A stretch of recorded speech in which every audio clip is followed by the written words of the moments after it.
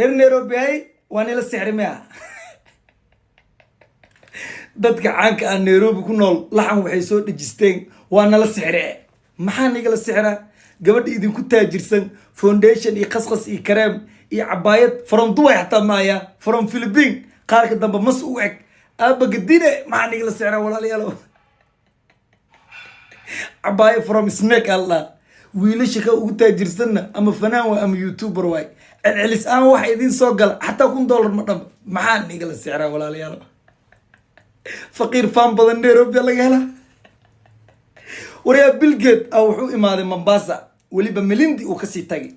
ya ninka adduunka ugu taajirsan waay asoo lacagta roob amal u faraqay oo hadana diyaaradiis ku laabtay nin Bill Gates sixri waay ma nin biyo kuleel ku qaday sixray misi gabar cabaayad gadays waan kugu raacsanahay jeef